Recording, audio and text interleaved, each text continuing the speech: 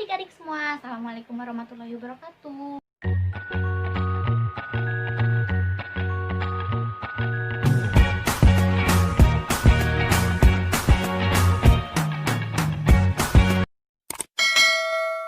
Buat adik-adik semua, jangan lupa like video ini ya, dan jangan lupa subscribe.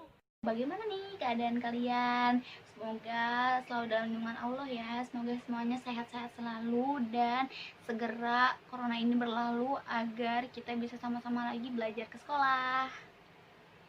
Oh iya, selamat tahun ajaran baru. Selamat untuk anak-anak kelas 12 yang telah lulus, dan selamat juga untuk anak kelas 10 dan kelas 11 yang telah naik ke tingkat selanjutnya. Dan untuk murid baru, selamat datang di SMK SB Famidin.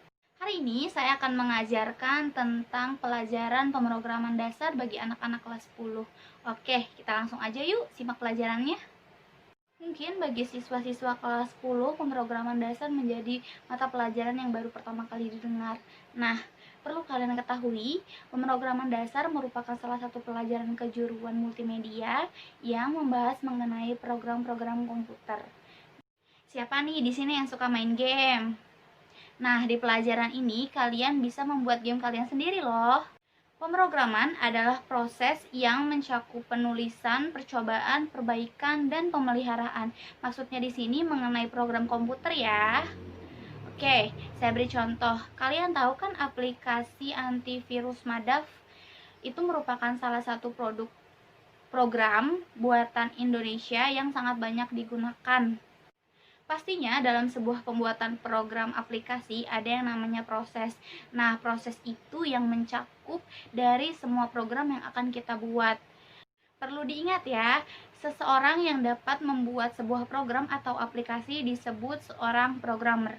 Oke, dapat diingat apa tadi? Ya, seorang programmer. Perlu kalian ketahui mengenai pekerjaan programmer dalam membuat sebuah program adalah yang pertama, membuat kode-kode. Kode-kode tersebut adalah hal yang paling penting pertama kali digunakan dalam membuat sebuah aplikasi. Kemudian, seorang programmer harus tahu betul kode-kode yang dia buat. Kemudian setelah dia membuat kode, programmer akan melakukan rilis. Nah, biasanya rilis ini ada beberapa versi. Yang pertama biasanya program alpha, beta, atau stable. Kemudian setelah melakukan sebuah rilis, dia harus lagi melakukan yang namanya testing.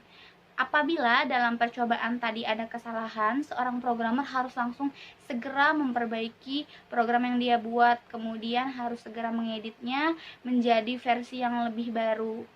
Nah, setelah beberapa langkah yang tadi sudah dilakukan dalam membuat sebuah aplikasi, maka akhirnya terbentuklah sebuah program yang dibuat oleh seseorang tadi.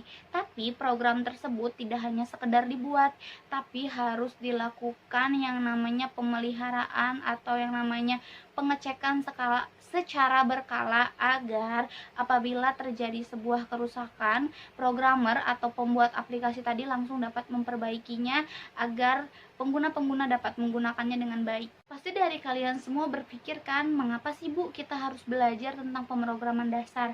Oke, tujuannya di sini, kenapa kita harus belajar pemrograman dasar adalah yang pertama, meningkatkan pikiran kita atau meningkatkan cara berpikir kita secara logis. Yang kedua, mengembangkan cara berpikir dengan sistematis. Kemudian yang ketiga, melatih ketelitian. Yang keempat, meningkatkan kemampuan dalam mengatasi masalah. Oke, sampai sini jelas apa itu tujuan dalam mempelajari pemrograman dasar? Akan tetapi manfaat di atas tidak secara langsung dapat kita rasakan, tetapi dengan belajar yang tepat, manfaat ini akan kita rasakan jauh setelah proses itu kita lewati. Selain dari cara pembuatan sebuah aplikasi, dalam pemrograman dasar juga kalian akan mengenal yang namanya konsep program, bahasa pemrograman, rancangan program, dan software-software pendukung lainnya. Semuanya akan saya bahas di jam pelajaran selanjutnya. Simak terus video ini dan jangan sampai ketinggalan. Sampai ketemu di video selanjutnya. Wassalamualaikum.